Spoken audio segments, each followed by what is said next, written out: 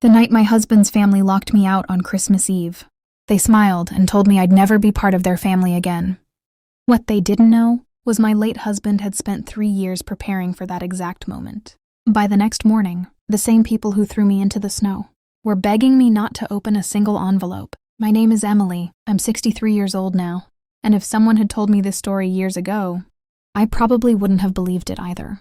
People think the hardest part of losing your husband is the funeral. It isn't. The hardest part is waking up the next morning and realizing the only person who always stood beside you is gone forever. Daniel and I were married for 38 years.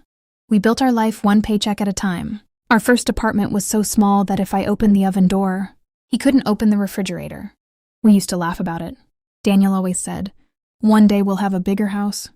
But I hope we never lose this happiness. We never did, even after we bought our dream home. He was still the same man who brought me flowers from the grocery store instead of expensive jewelry. He believed love was something you showed every single day, not something you talked about once a year. When cancer entered our lives, it felt like someone pressed pause on everything. For almost 3 years, our world became hospitals, doctor's appointments, and quiet prayers whispered before sunrise. Not once, not a single time, did Daniel complain. Instead, he kept asking me the same question. "Are you okay?" Even while he was dying, he worried about me. Looking back now, I think he already knew something that I didn't. About 6 months before he passed away, he started organizing old papers, insurance documents, bank files, property records. Whenever I asked what he was doing, he would smile and say, "I'm just making sure you'll never have to worry." I thought he meant bills. I thought he meant paperwork. I had no idea. He was protecting me from something much bigger. After Daniel passed away, his family surrounded me. His sister Carol hugged me so tightly at the funeral. She whispered, "You'll always be my sister." His younger brother Michael told me, "Anything you need, just call." For a while, I believed every word. I invited them for dinner. I never missed a birthday. Every Thanksgiving, every Christmas. I baked Daniel's favorite apple pie because it made the grandchildren smile. I wanted to keep his memory alive. Maybe I was the only one who still cared. The first year after Daniel died, everything felt normal. The second year, something changed. Phone calls became shorter. Invitations became fewer. Sometimes, they forgot to invite me at all. Whenever I asked if everything was okay, Carol would laugh and say, "Oh, Emily, you're imagining things." So I convinced myself I was. Grief has a strange way of making you doubt your own instincts. You start apologizing, even when you've done nothing wrong. Then Christmas arrived. Carol called me 3 days before Christmas Eve. Her voice sounded cheerful. "Emily, everyone will be here this year. Don't forget your famous apple pie." I smiled. For the first time in months, I felt like maybe things were finally getting better. I spent almost 2 full days baking. Apple pie, sugar cookies, Daniel's cinnamon bread. I even bought presents for everyone, including Carol. Money was tight, but family wasn't supposed to be measured in dollars. As I pulled into Carol's driveway that Christmas Eve, snow was falling softly. The house looked beautiful. Warm lights, Christmas music, children laughing through the windows. For one brief moment, I smiled. I remember looking up at the sky and quietly saying, "Merry Christmas, Daniel." I picked up the gifts, walked to the front door, and knocked. Carol opened it. She smiled.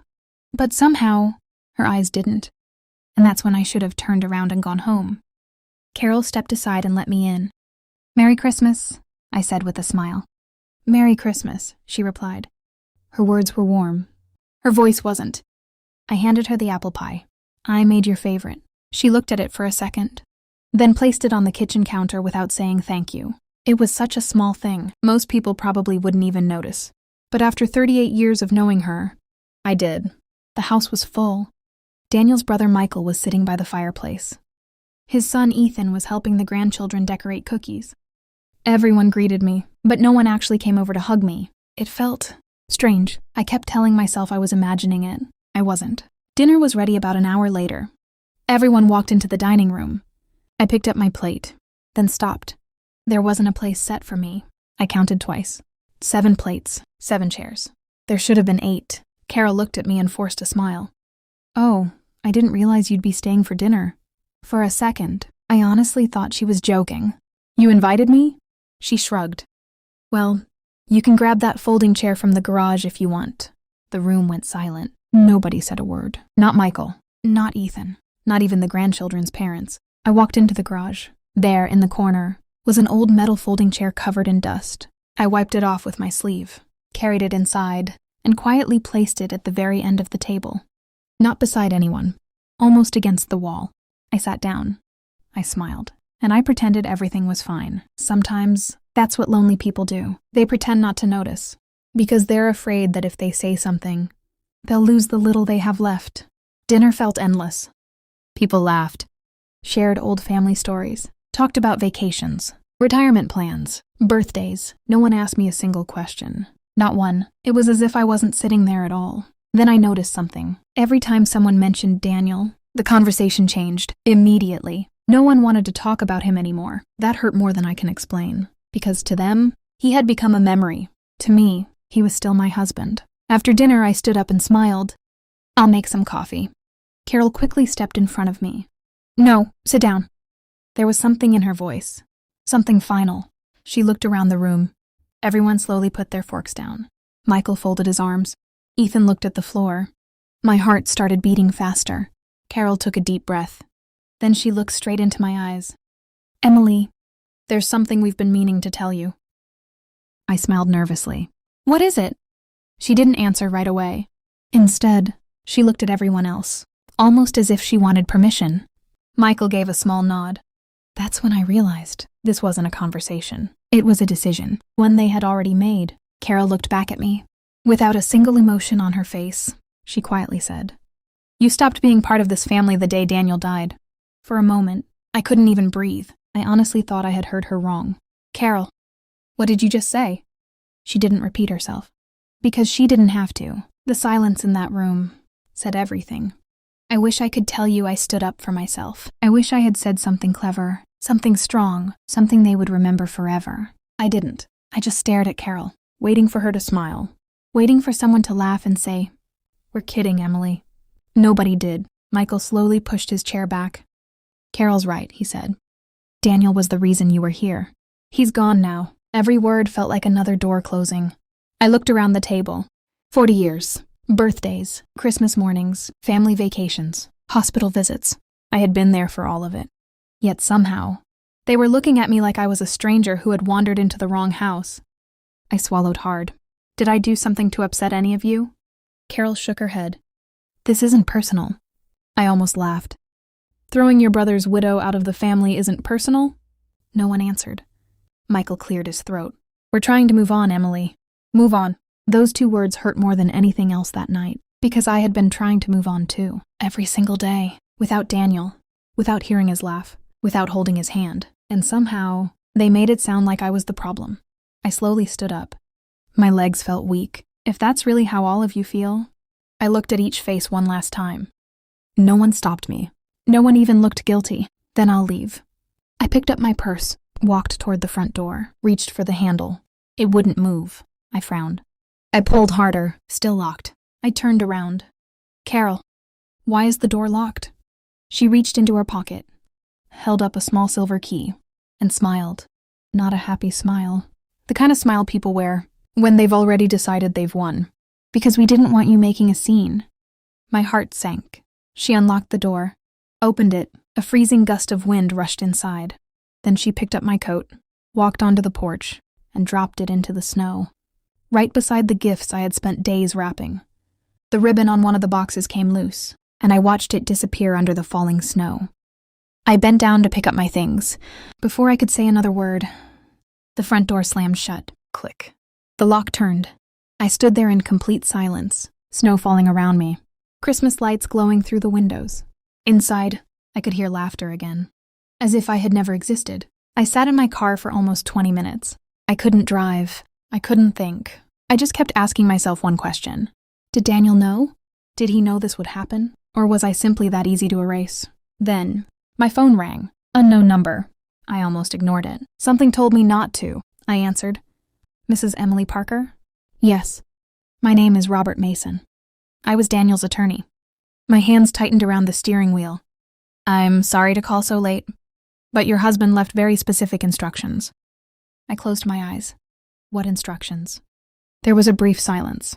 Then Robert quietly said, "Emily, if you're hearing my voice tonight, it means Daniel was right about his family." My heart stopped.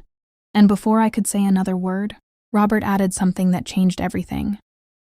Please don't open your mailbox tomorrow morning. Come straight to my office first. There's something your husband spent 3 years hiding. And if anyone else finds out before you do, they'll lose everything. I don't think I slept that night. Every time I closed my eyes, I saw my Christmas gifts lying in the snow. At exactly 9 o'clock the next morning, I walked into Robert Mason's office. He stood up, shook my hand, and quietly said, "Daniel hoped we'd never have this meeting."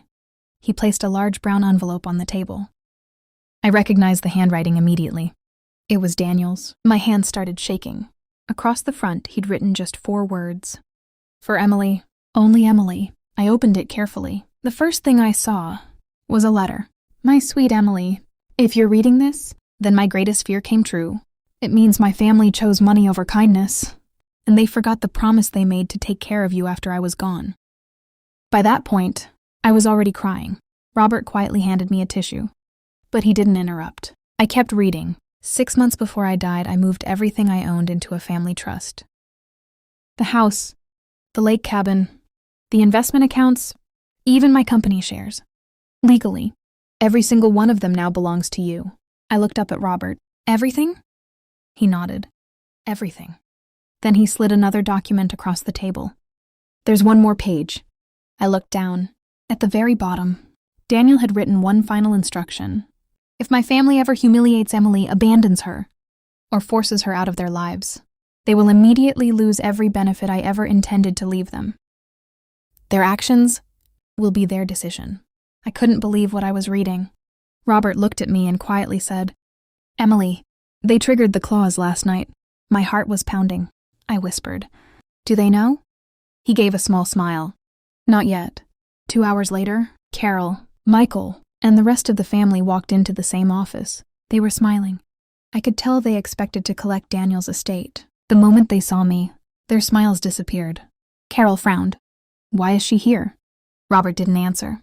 Instead, he opened Daniel's file. Then he looked directly at them. Before Mr. Parker passed away, he left one final instruction. The room became completely silent. Robert read Daniel's letter out loud. Every single word. No one spoke. No one moved. When he reached the final paragraph, Carol's face turned white. Michael slammed his hand on the table. "This has to be a joke." Robert calmly pushed the legal documents toward him. "It's been reviewed, signed, witnessed, and recorded. There is nothing to challenge." Carol suddenly looked at me. For the first time in years, there were tears in her eyes. "Emily, we're family." I looked at her for a long moment. Then I remembered something: snow, my gifts, the sound of that lock, the smile on her face. I quietly stood up, looked her straight in the eyes, and said the only words she deserved to hear. "No, Carol, I stopped being family the moment you decided I wasn't." Then I picked up Daniel's letter, thanked Robert, and walked out. I never looked back. A few months later, I sold the lake cabin, donated part of the money to the cancer center that had cared for Daniel. The rest, I used to build the quiet life he always wanted for me. Sometimes people ask if I ever forgave them. The answer is simple: I forgave them, because I refused to carry their bitterness for the rest of my life. But I never gave them another chance to hurt me. And every Christmas Eve, I light one candle. I make Daniel's favorite cinnamon bread. I smile because the greatest gift my husband ever left me wasn't the house or the money. It was knowing that even after he was gone, he still found a way to keep me safe. The night they locked me out, they thought they had ended my story. They never realized they had only opened the final chapter of theirs. The end